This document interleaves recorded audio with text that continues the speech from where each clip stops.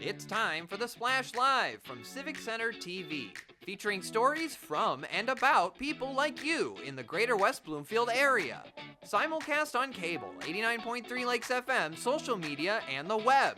Now live from Green Media Center on Walnut Lake Road, it's the Splash Live. Live, local, social, it's the Splash Live on Civic Center TV and 89.3 Lakes FM. I'm your host for the day, Jake Schaff, joined by my colleague and co-host, Kevin McIntosh. Kevin, how are we this morning? Jake, doing just fine today. Thank you so much for having me on today. Per usual, can't take it for granted. Another day, another opportunity to talk to the community. Let's get straight to it. That's what I love to hear. So many great things to talk about, including something that just happened last night. Last night was the second annual Meet Your Neighbors event, and it took place right over at West Bloomfield Middle School. It brought members from all across the community to bond and learn about all of the different cultures that help make this community what it is. This was put together by West Bloomfield Parks and the West Bloomfield Diversity Task Force. And after seeing the festivities for myself last night, everyone had nothing but positive things to say about the event. So today we're at West Bloomfield Middle School at the Meet Your Neighbors event, and it is going fantastic. We've got performers, we've got vendors, we've got just people from the community coming together to meet each other. So we're just meeting people that are in the community around businesses, residents, students, all kinds of folks like that within our community. Just getting everybody excited about difference in, as I mentioned, religion, difference in ethnic background, and I think that is what makes our township beautiful. It's the fact that we're different and we can celebrate that. How did it feel to be able to perform tonight? It felt wonderful. So just to have the students be a part of my neighborhood community and come out and perform and represent what it means to be a young African-American dancer. These dancers do everything from ballet to hip hop to gymnastics. So to have them represented here was just an outstanding feeling.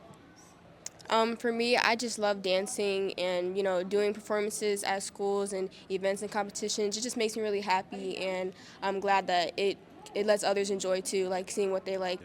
Is there anything you personally have learned from being here tonight? Yes, I have learned that there's a lot of different things out there. All you have to do is, come to events like these and do your research. I saw a lot of representation from different groups around the community, the West Bloomfield Police, a lot of different social groups that are out here, and just the availability of information that's out there for community residents like myself to get involved. So I think that's very important. I think that that's kind of my takeaway from an event like this is to get involved, and there are things to get involved in. There's great causes out there. If you could describe the Meet Your Neighbors event in just one word, what would that be? Diverse. I mean, diverse from the performers, diverse from the residents that come out, diverse from the businesses, the vendors.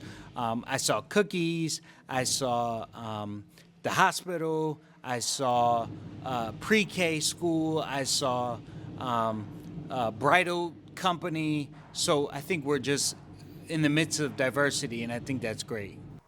It's always great to see, and just witnessing all of these different cultures and witnessing these performances firsthand, Kevin, was absolutely amazing. And I think this is going to open the door for so many other events like this going forward.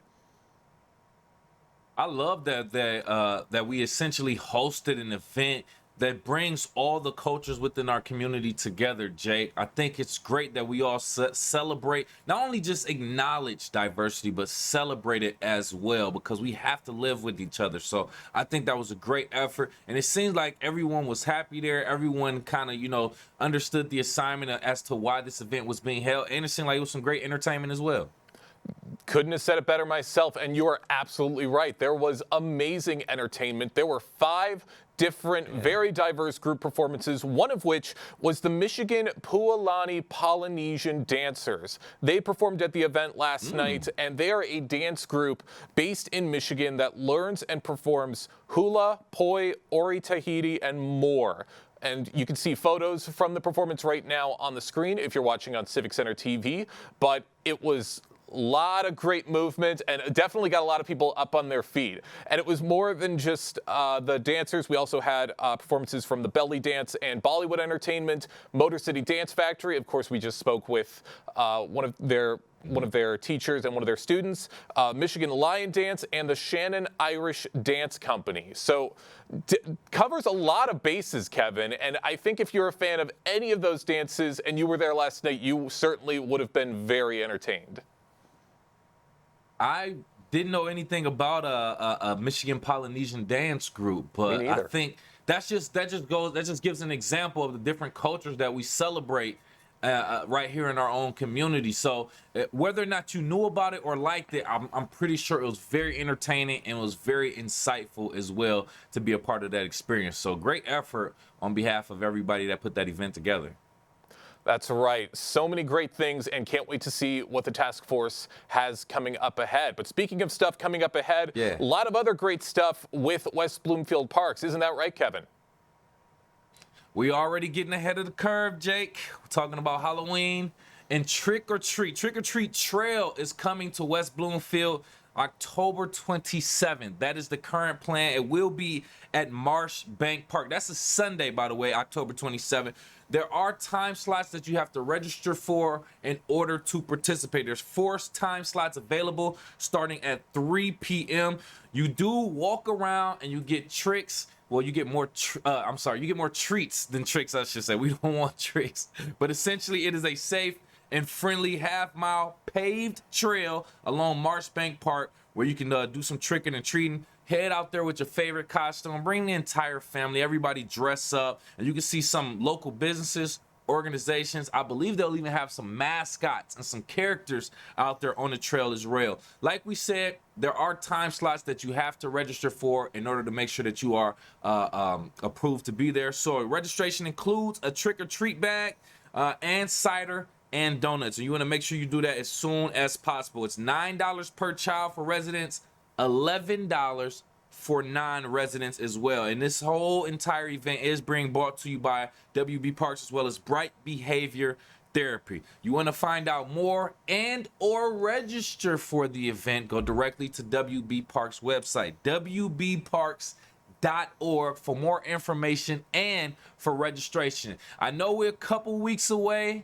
a little bit over a month, but like we said, tell Mariah Carey to have a seat and put the Christmas tree up. We still got to get ready for Halloween first. Yes, that's right. It's not time for Mariah yet. It's Halloween season. And just hearing about all of this, it gets me so excited. I love trick-or-treating as a kid. Of course, I haven't been trick-or-treating in a very long time, but I think that this is going to be exactly what the kids want, and it definitely brings that spirit of Halloween and the spirit of fall right here to West Bloomfield. So that sounds like so much fun, Kevin. Yeah, Jake, I'm going to be honest. Obviously, as an adult, I haven't been trick-or-treating in decades either, but I do have a young son, so his candy will be my candy. I can't wait. That's right. But also another great thing coming up here in West Bloomfield. And also we have to look ahead to the weekend, Kevin, because West Bloomfield football continues this weekend. Isn't that right?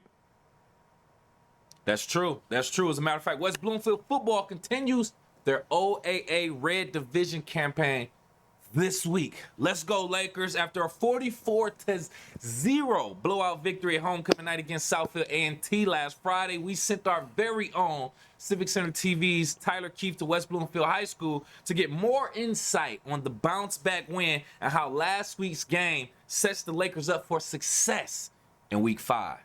Coming off a 44-0 victory and quite a way to come back out and bounce back from those 2 consecutive losses. Yeah, it certainly was. I told the kids, winning's hard. I don't care what it looks like at the end of the game, like the preparation that goes into it. You got to do things the right way all week. So I was really proud of them for, after coming off an emotional loss against Adams, kind of bouncing back the way they did for homecoming. And it was an impressive showing right from the jump, the defense getting out and taking care of business early on against the Southfield offense that was starting to build a little bit of chemistry in the past couple of weeks, and definitely showed a few weeks back their scoring abilities. How proud were you of your defense for setting the tone really from the very jump of that ball game? Really proud. I think they needed it after the way the Adams game ended, with Adams kind of having that long, like soul-sucking drive to take the lead. But, you know, like I gave Southfield a ton of credit in our film sessions. Like, you know, at the end of the half, they really had a long, sustained drive themselves. To got down maybe into our 10-yard line or so, and we were able to come up with a big interception right before half, which really was, in my opinion, one of the final like turning points of the game. That was what was interesting, too, about that defensive performance is your playmakers showed up, but some other players that have been making key plays kind of in the shadows throughout the season made some big plays there. You talk about that interception from Kalik Robinson, and others who showed up on the defensive side throughout the game really also had a very big performance that helped you make that a shutout. Yeah, I was really happy for Kalik. He's worked really hard. He kind of was a fifth-quarter kid last year, split time on varsity as a sophomore. Didn't play a ton, but we thought learned a lot from the guys ahead of him. And he's worked hard all offseason, so to get rewarded like that's pretty cool. I'm really happy for him. And, you know, other guys like Josh Bryan, I think, got in there, got a sack. We had other linebackers coming in, rotating in, making plays. It was good to get those guys experience. And to get them experience, too, kind of mixed in with the starters, mixed in with that first string, and seeing what can really happen when you have that depth build over the course of the season. How did that sort of serve as a lesson for the younger players on this team about how the depth of this program can really be an asset to your team going forward the rest of this year? Well, yeah, it's really crucial. You never know who's going to get hurt, whether it's a cramp or a sprained ankle. They need a few plays, or, you know, it's a more serious injury where you might need a few games. But, you know, you need people at least ready to step up and play, whether that's knowing what to do or just getting used to the speed of the game. They got to be ready for both.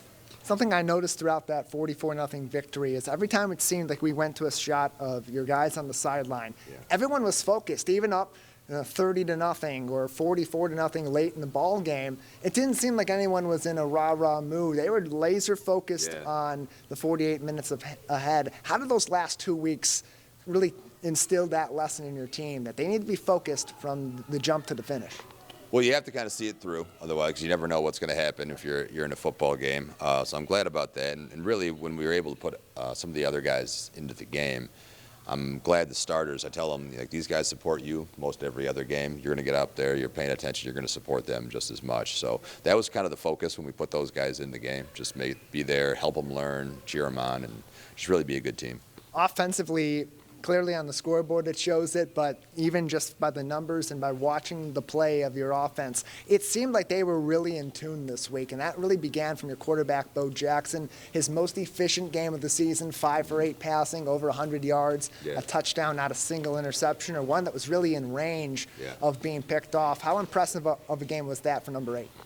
He did really well, and I thought he played pretty well against Adams, save like one throw in that opening, I guess, the second drive where we had a turnover in the red zone. So, you know, he's putting together a few good games. Jamal played really well, too, when he got his chances out there. And our special teams really did a good job of giving us really short fields. So, yeah, give the offense credit for finishing drives, but we had a shorter field to go for most of the game because our special teams unit did so well. Yeah, and on the topic of special teams, you talk about how they place your defense in opportune positions. That comes down to skill and precision from guys like Jaden on the punting side and then Justin on the kicking side. I mean, coming into that game for the first 3 weeks, perfect on PATs, just a different situation there with that one miss, and got a chance at a decently long field goal. How important can special teams really be when it comes down to it, putting you in opportune positions to make plays, especially as we get into the thick of this OAA Red schedule? It's definitely important. I don't just say that because I coach it, as you know, with the team.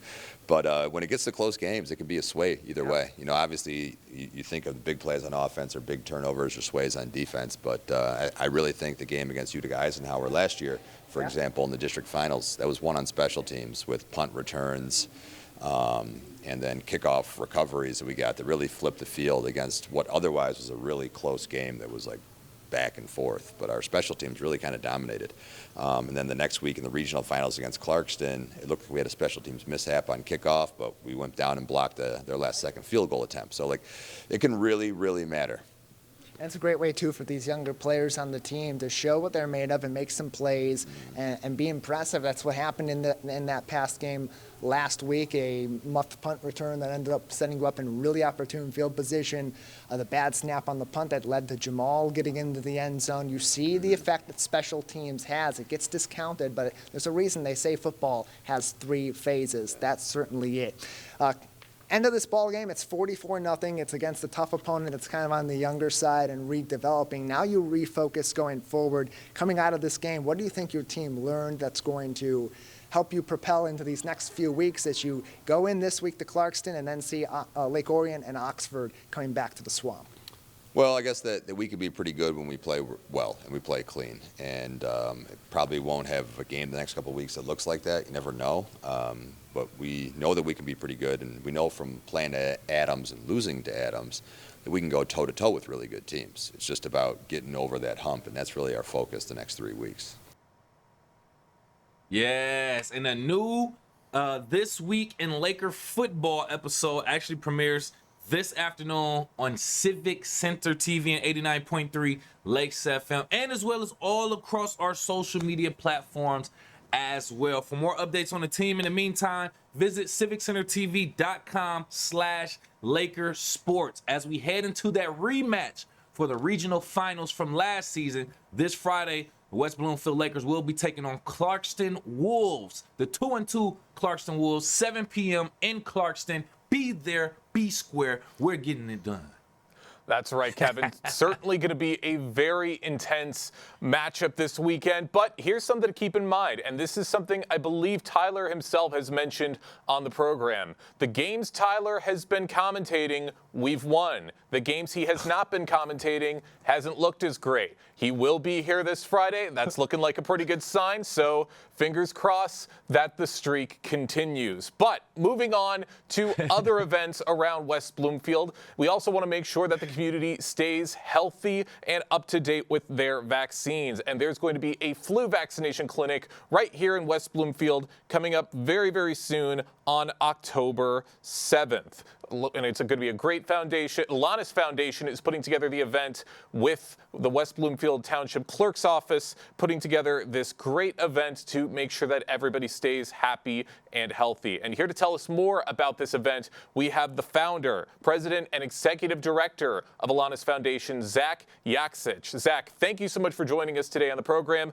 And I want to get into this right away. Alanis Foundation is providing flu vaccination clinics for quite some time now. Can you share with us what inspired the foundation to focus on flu prevention and how it's impacted the community? It was founded in memory of my daughter, obviously Alana, who in 2003, she was 5 years old and she passed away from the flu. At the time, I had no idea that the flu, actually people died from the flu. So when this happened to me, it inspired me. I wanted to tell everybody that I could that, how tragic the flu could be and how important it was to get vaccinated. So hence the, Alanis Foundation was born, and with the mission of really just educating the public that, hey, the flu is dangerous and it's important to get yourself vaccinated, protect yourself and your families, so this tragedy doesn't happen to, prevent it from happening to other families. Absolutely. Couldn't agree more. Glad to have this information out there. And Zach, I'm very, very sorry for your loss. And it's great the work that you're doing to help get these families informed. And could you tell us a little more about some of the logistics in helping to set up a flu clinic like this one right here in West Bloomfield? Sure. Well, we set up flu clinics across the state ourselves. We're responsible for, so really, if anybody, any organization, a school, a church, parish, we're holding some at the YMCA. We partner with Blue Cross Blue Shield of Michigan and some of their events, health events that they have across the state. All we need is to reach out to the organization at alanisfoundation.org. You provide a place and a time, and we can coordinate. We partner with the Visiting Nurses Association. So we just coordinate the nurses to show up and administer the vaccine. So it's free of charge to, the barriers to people usually, the reason why they don't get vaccinated, if they believe in vaccine, it's convenience and affordability. So we try to eliminate those two barriers. The convenience is, bring your entire family to this one event, and if you don't have insurance and you don't have the money, no problem, the foundation will pay for it. So if anybody is interested, all they have to do is reach out and we can set up that, coordinate that to happen for them. Absolutely, that's right. And it's great that you're doing this to help everyone get this access, whether they have insurance or not.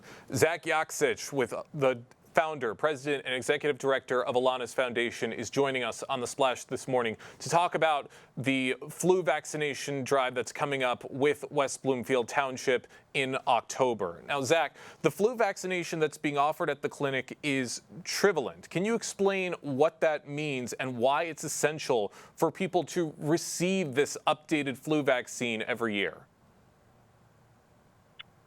Well, yeah, that's been a recent change at the CDC. In the past years, you've heard the term quadrivalent, which means that they formulated it to protect you against 4 different strains. Recently, they've learned that they haven't seen one of the strains for a number of years. It's kind of faded itself out, so to speak, in simple terms.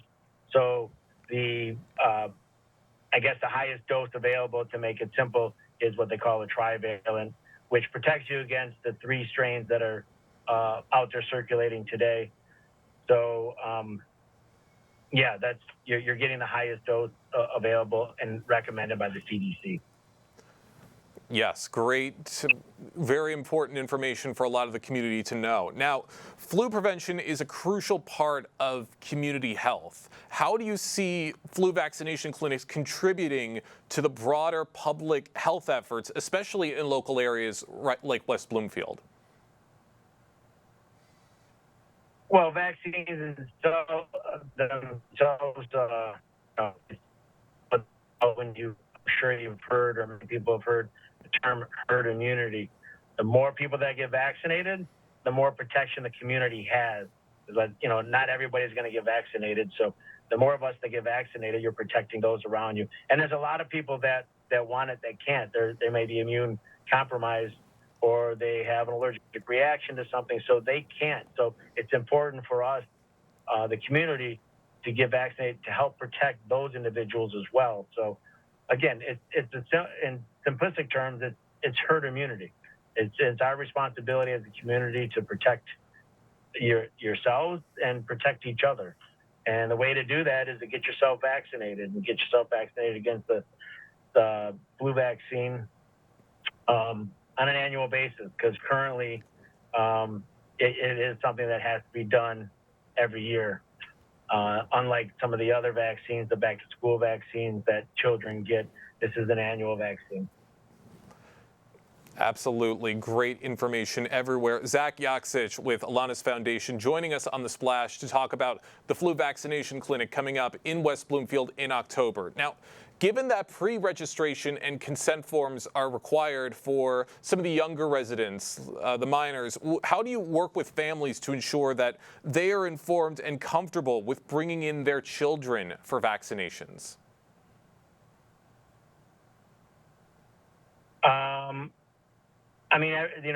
The registration is available online. If for some reason any family has a problem or registering, whether it's they can do it on site. We have tablets. You can do it by your phone. So we have people there at each clinic to assist them in signing up and making sure that they can quickly get each member of the family registered and processed and in and out of the clinic as quickly as possible. But it's really a simple process to do, the way we've streamlined it with the being able to do it online at the time. Great work everywhere you look. Zach, thank you so much for your time today. I got one more question for you before we let you go. How does the foundation, what role does community support play in keeping this initiative going every year? Well, we've got many key partners and those who, such as the Township of West Bloomfield. Without your support and willingness to actually host the foundation, whether it's hosting it, donating to our organization, because we are a nonprofit, we're able to do this type of work. Strictly, we rely on donations. But if people weren't willing to support it, then obviously it would be difficult for us to meet our mission. So it's just important. All our partnerships are important to help us to achieve our mission. Absolutely. The support is very crucial, and it's great to have that support everywhere you look. Zach, thank you so much for everything that you do, and thank you so much for joining us this morning. Okay, thank you. So much crucial information about this flu vaccination event coming up in West Bloomfield Township in October. A great chance for everyone in the community to get involved, get informed, and to help get themselves protected from the flu should it strike them down. But great information everywhere you look. And you can find out more information about this vaccination event on the West Bloomfield Township Facebook page to learn more. And here to tell us a little bit more about this information from the other side of things, from the West Bloomfield side, we have West Bloomfield Township Clerk Debbie Binder. Debbie, thank you so much for being with us today. Good morning, Jake. Nice to see you today. Glad to have you with us. So I was just talking to Zach about all of the great things that are to come with this flu vaccination event. How have things been from the township's side of things? What have you seen? Well, this is our 7th time that we've actually worked with Alana's Foundation to conduct this, the flu shot clinic that they actually do in partnership, as Zach had mentioned, with the Visiting Nurses Association. It gives our residents an option. And we also have a second option because our fire department has Alana's Foundation partner with them also at their annual open house. So it gives you 2 chances to get your flu vaccine. Ours is on Thursday, October 10th from 3:30 to 5 p.m. in case you missed the one at the fire station open house on October 6th. I don't have the hours, but it does go all day. But we did select Alana's Foundation to work with when we talked about having a flu shot clinic because Alana is was a West Bloomfield resident and her family as well. So my son was in school at the same time as Alana was. She was at one school in the district, mine was at another. But we were very aware when Alana passed away from the flu. So it became a high priority to us, I think, seeing what could happen. And it's something that when I came into office, I thought would be something nice to offer as a choice for our residents. Again, it's not, I don't want people to think we're forcing them to come get vaccinated. That's not the case at all. But we do provide an opportunity, as well as remove some of the barriers that Zach had discussed of the affordability and the convenience. So it is very convenient. We have people who come here every year. We have staff members who come here, as well as the fire station. So just make it easy for our residents to get their vaccinations if they are interested in doing so. So it is, and I would mention, it is extremely helpful if people do pre-register. We usually have about 50 people that attend our clinic. It is helpful if they pre-register, and I believe for the senior dose, it is required to pre-register, but they usually do have a couple extra on hand, as well as we sometimes have a few no-shows. So if somebody didn't register, I wouldn't discourage them from at least calling to see if we can't fit them in. And the other thing to keep in mind, at least with our clinic here at the clerk's office, is everybody tends to come early. So if you come a little bit later in the clinic, you will not have a line, I promise. So just something to keep in line for planning. If you come right at 3:30, you'll probably see more people than you will if you come at 4:15. So look forward to seeing you, though. We usually have some treats, and Alana's Foundation has some treats. And it's a great opportunity to just learn again about Alana, who was a resident of West Bloomfield, is close to home here. Yes, and it's great to see all of this work everywhere you look. Everything that you're doing, Debbie, is great, and it's helpful that you're helping to break down some of those barriers and make it easy to access for a lot of the residents here in the community. And I do have one more question for you.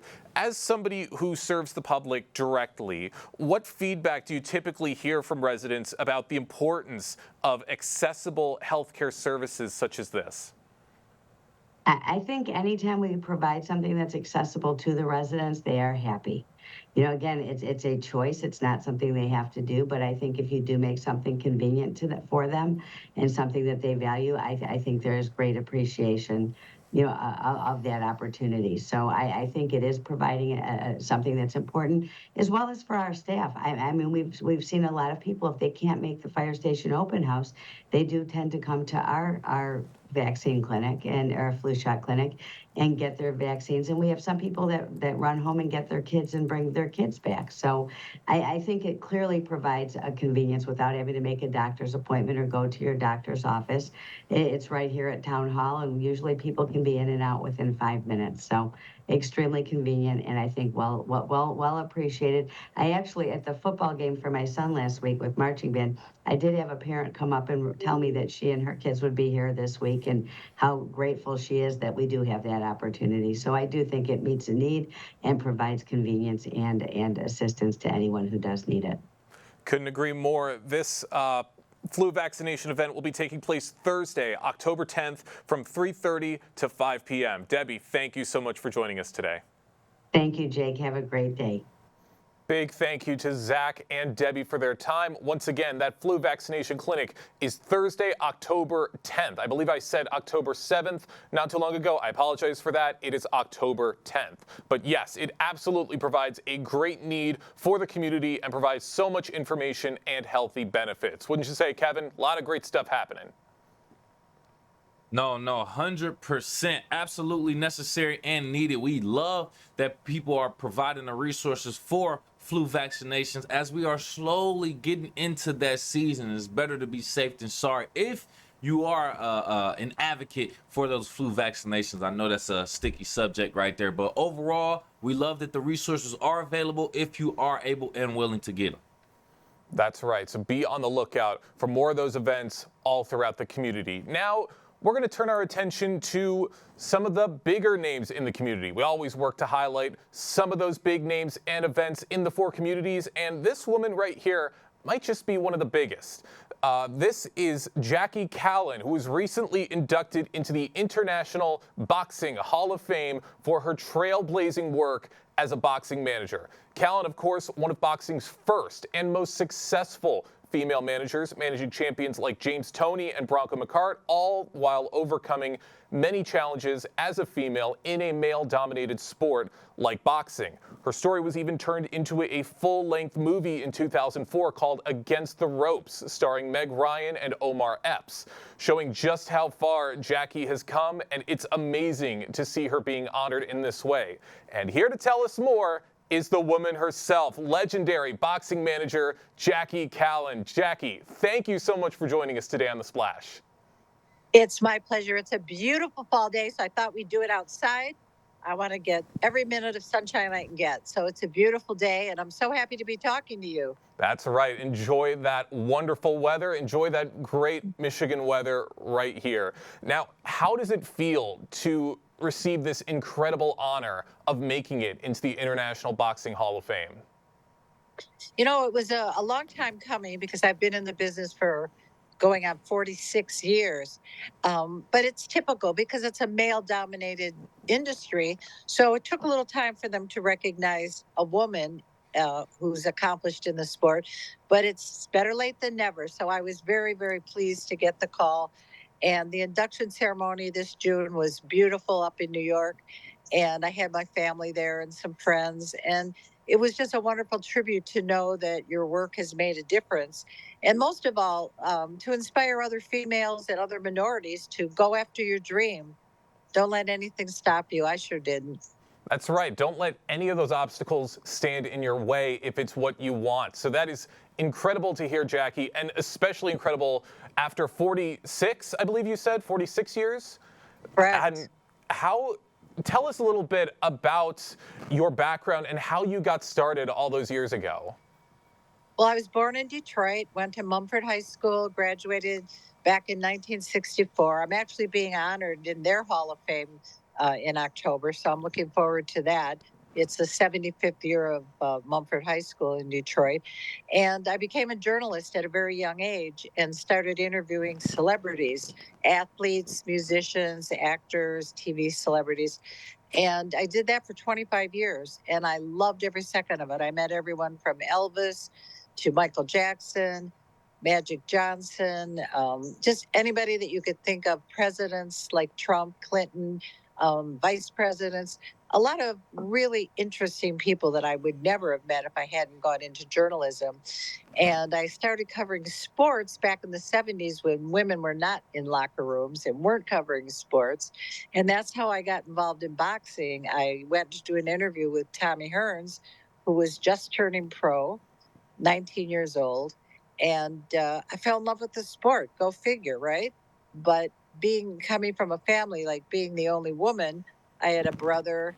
My dad was one of 3 brothers. My husband was one of 4 brothers. I had 2 sons. It was kind of a natural transition to move into sports.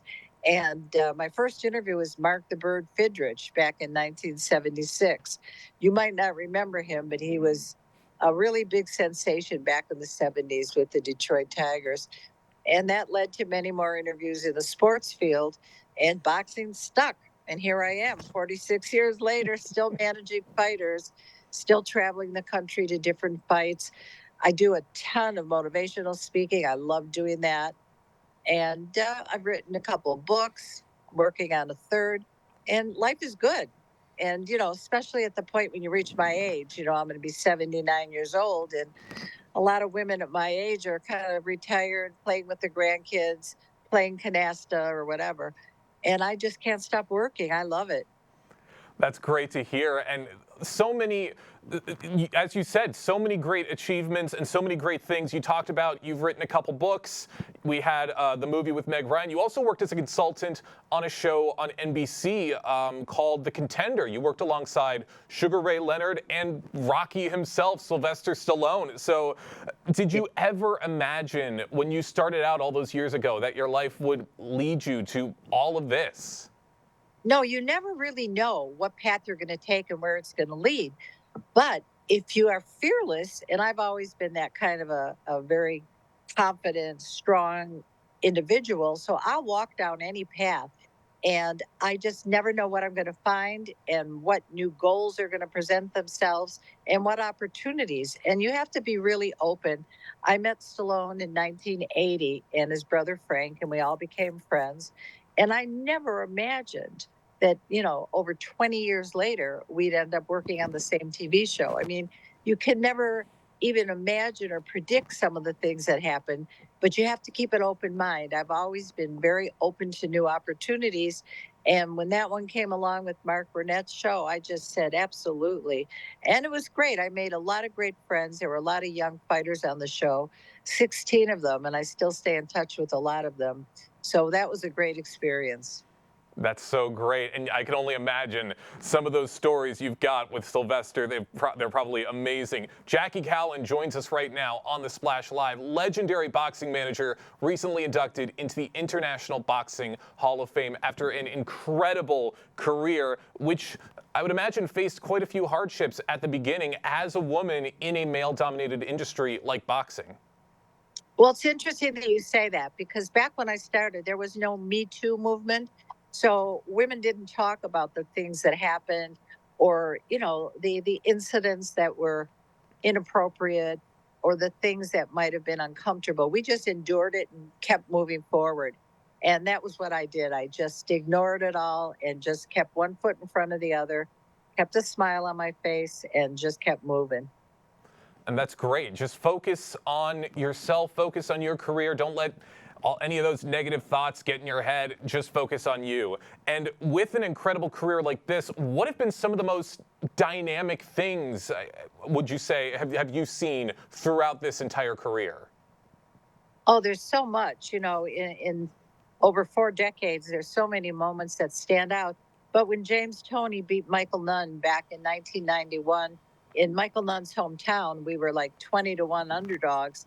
And really, people laughed at him because he had a lady in the corner, a girl manager, and we were not taken seriously. But when he won that championship, it really changed things. It turned things around. I became known as the first lady of boxing. People respected me more. They looked at him differently. And I went on to manage so many other champions, like you mentioned, Bronco McCart, Boom Boom Johnson, Pinklin Thomas, Michael Dallas. I worked with Lonnie Beasley and just so many wonderful fighters. And again, I had some adversity along the way. I had 2 lumpectomies. I've had 4 heart stents. I've got glaucoma. I've had 3 bouts with melanoma.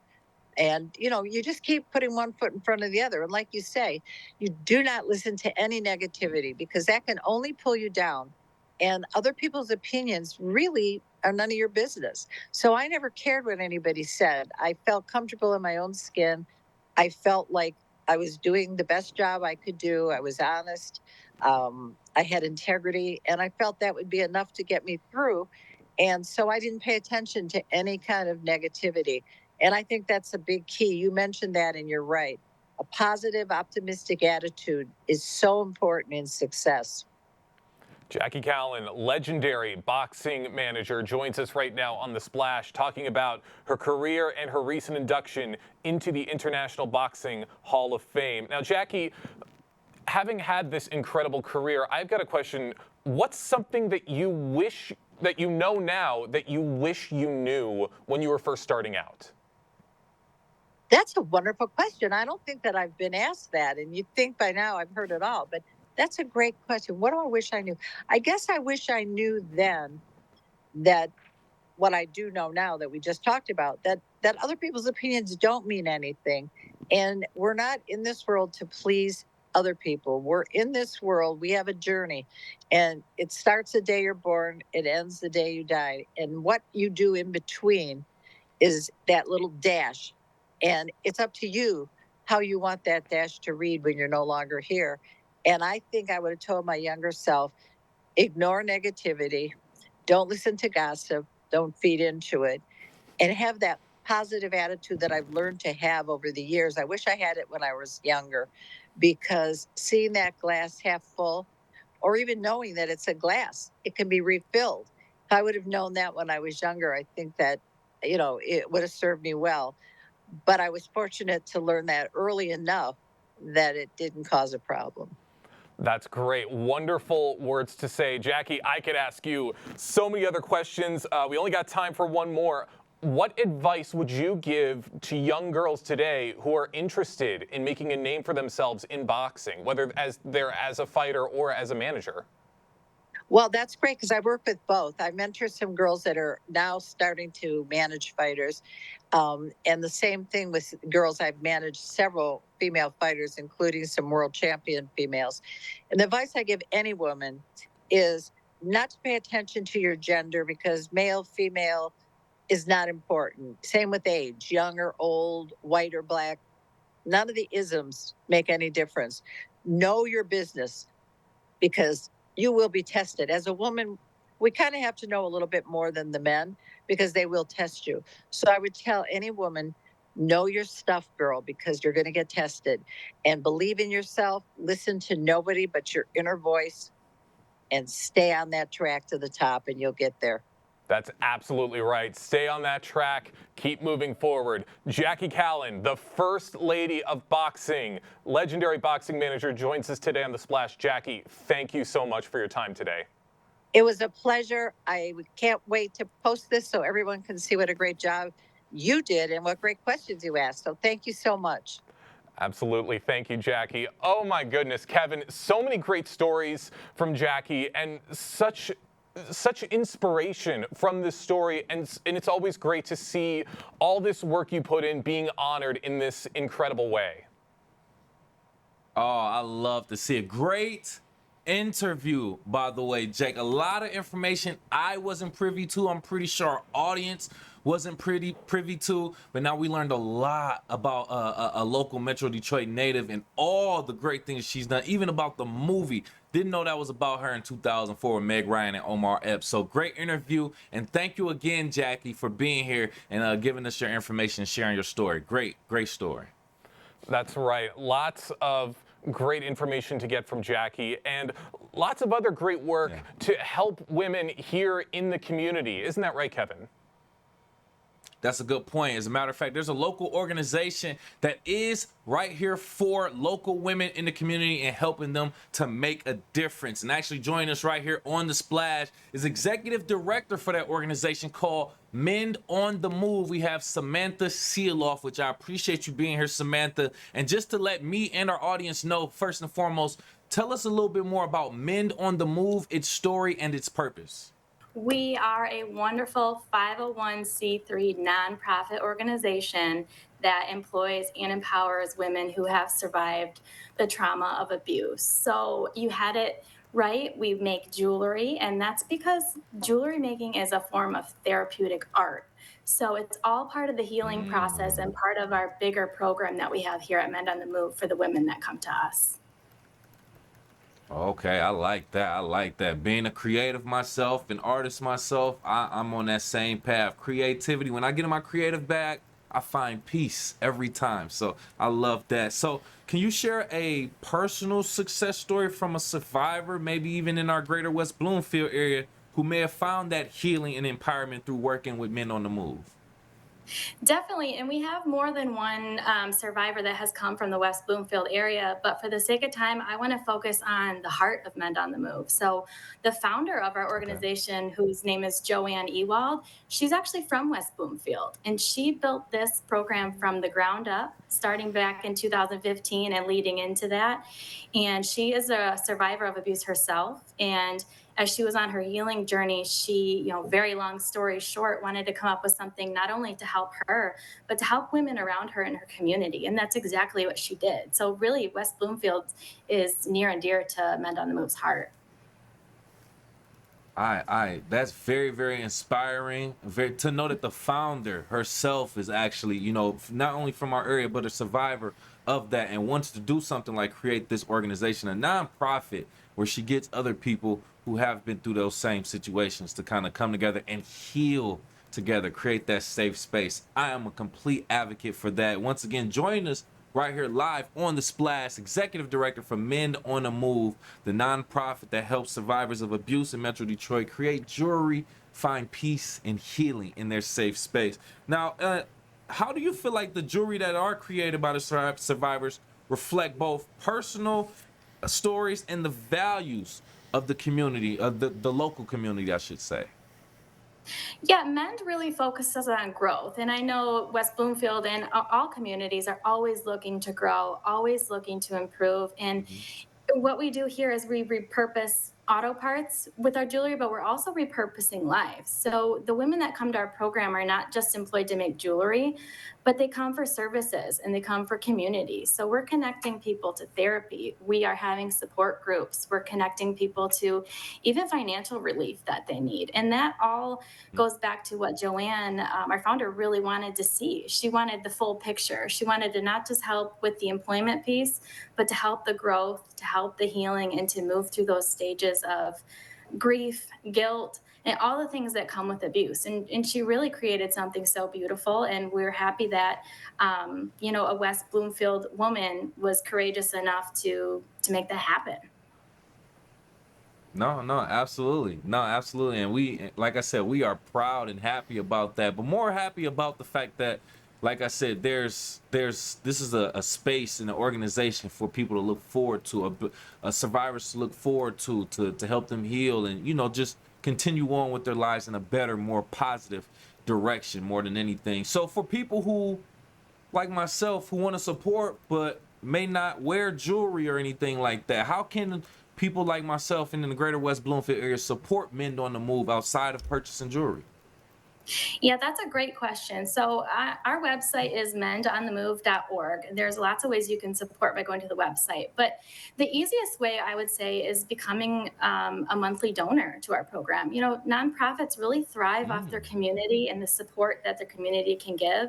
So donating, if you're a wholesaler, if you're a shop owner, a bigger business, a small boutique, a hair salon even that carries jewelry, and you're interested in featuring us in your stores and becoming a wholesaler with us, there's opportunity for that as well.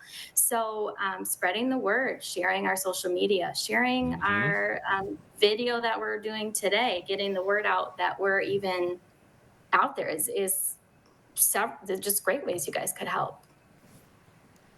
100%, 100%. And we like to be that channel, you know, to get that word out to the community. That's exactly what we're here for. Sam, join us right here live on The Splash, Executive Director for Mend on the Move, the nonprofit helping survivors in the Metro Detroit area heal and actually do creative things through creating jewelry and other different things. So how do you believe, or what do you believe, I should say, makes Mend on the Move's mission particularly impactful for women in the greater West Bloomfield area, and how can we raise awareness locally?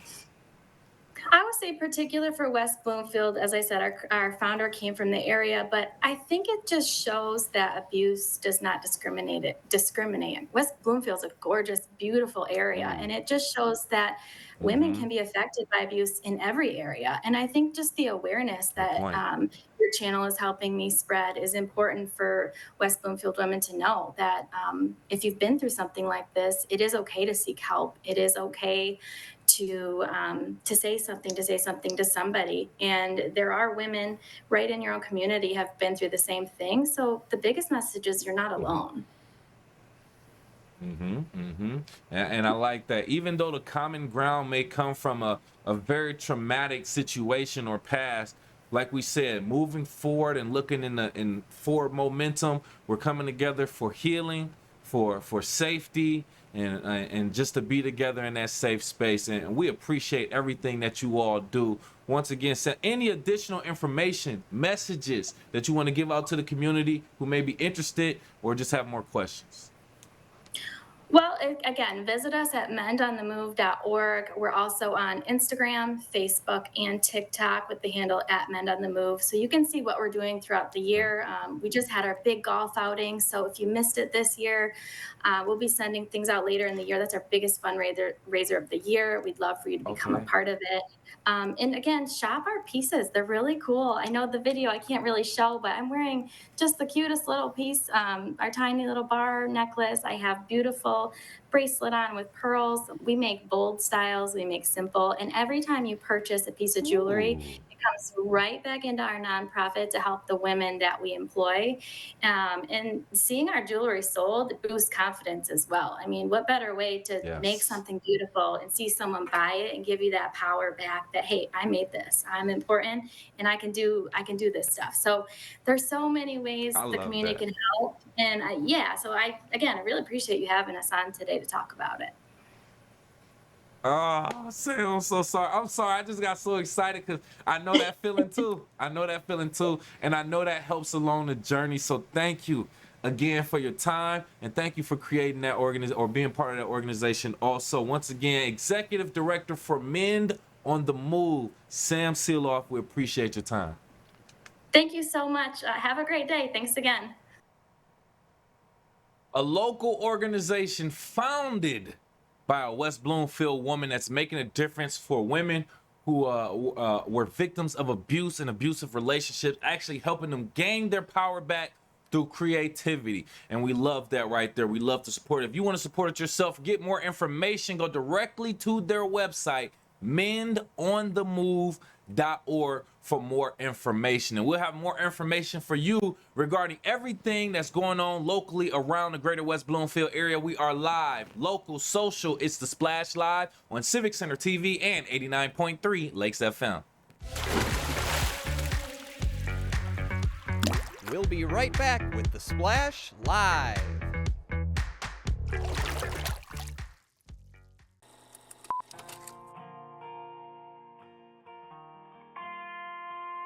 Bringing you stories and memories from Sylvan Lake, Civic Center TV, television that's close to home. Hi, I'm Chris Fry, Park Superintendent, West Bloomfield Parks. Congratulations, Civic Center TV, on 1 million views on YouTube. Thank you for all you do in the community, and thank you for having me on The Splash throughout the season to talk about activities out in the parks. Chris Fry, proud to be 1 in a million.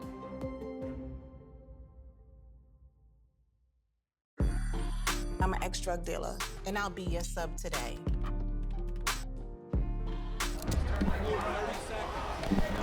Two milligrams of fentanyl can be lethal. A lethal dose is in here. Who gets it, I won't know. It's cheap, it's potent, and it's profitable. The sad reality is fentanyl is being mixed into everything now. More kids should know. Missed one of our live broadcasts or one of your local municipal meetings? Check it out online at civiccentertv.com. Every meeting, show, and interview on demand. Thank you for watching and listening to Civic Center TV and 89.3 Lakes FM. And now, back to the Splash, live. Live, local, social, it's the Splash live on Civic Center TV and 89.3 Lakes FM. Thank you for joining us. I am Kevin McIntosh. Now, in just 1 week, Oakland County experienced 5 serious school threats with 3 students removed for threats relating to shooting. Now, law enforcement was able to respond quickly to these threats thanks to tips received through a dedicated tip line. And with us live on the Splash to talk about these safety measures within our Oakland County schools, we have Oakland County Sheriff Michael Bouchard. Thank you so much for joining us, sir. Sure. Good morning. Getting straight to it, sir. I know we don't have much time whatsoever. I just want to ask you, with these recent spike in school threats, what preventative measures is your office considering to ensure safety across Oakland County? Well, one thing we encourage, especially students and teachers, people in the school, is share information. They're more likely to be in a position to see or hear something that's threatening or concerning than we are.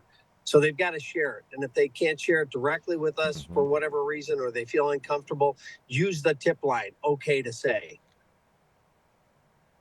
And I'm glad you brought that up, sir. So let's just move straight into that. Let's just talk about how important that tip line is in these cases and what steps are being taken to encourage more community residents to participate in reporting suspicious activity. Yeah, absolutely. We're doing everything we can to encourage parents and students, especially students, for your own safety. Again, you're more likely to see or hear something that's concerning or threatening than us. So you've got to let us know so we can get in front of it and prevent something rather than respond to something.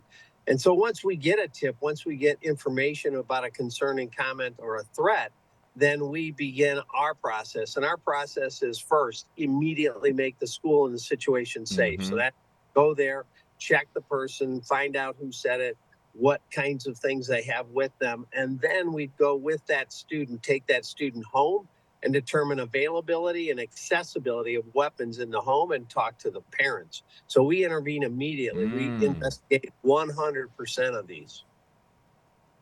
And I like that you do that, going all the way to the parents. With us live here on the Splash, Oakland County Sheriff Michael Bouchard talking about recent school threats right here in Oakland County. Talking to the students, what advice would you give to students who may not fully understand the severity of making these types of threats, even as a joke? Well, I would tell them that just look at the past week. As you mentioned, 3 were formally seriously criminally charged, including 2 of those young students with 20 felonies. But there were an additional 4 other students that were immediately suspended and removed from schools. So if you say something that's a threat and you don't think you're going to carry it out or don't plan it, think it's a joke, it's not. It's a crime.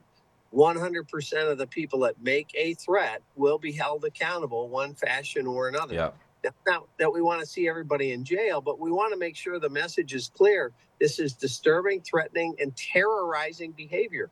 In a community that's had multiple mass shootings, people are very afraid. And to say something like that really spins people up and makes panic. And any kind of comment like that is completely unacceptable. You wouldn't stand up on a plane and say bomb, and you should never say anything about shooting or blowing up a school. Equally bad. No, absolutely. And we do appreciate your time and your information, Sheriff, as we can get ready to wrap up. Last message for anyone, parents, students, or residents of the community when it comes to school safety. Parents, talk to your kids, both about if they see something, to share it with you or with authorities, and make sure they understand the message. Don't say something that's inappropriate because it's unacceptable. Communication. That's the only way we get, again, in front of something and not respond to something, is if everyone's talking. Parents, students, teachers, administrators, mental health professionals, and law enforcement, so that we can intervene before something that could potentially be a threat starts to roll downhill. Wholeheartedly. Communication on all levels of it from all angles. Once again, from Oakland County Sheriff's Office, we have Oakland County Sheriff Michael Bouchard. Thank you so much for your time, sir. We definitely appreciate it. Sure thing. Have a great day. Yes, doing any and everything that he and the office can to keep our Oakland County schools safe right here in Oakland County and in the greater West Bloomfield area, Jake. We love to have him on and talk about everything happening in greater West Bloomfield, but that's pretty much our time for today. We appreciate everyone for watching and listening. Per usual, we are live, local, social. It's the Splash Live on Civic Center TV and 89.3 Lakes FM.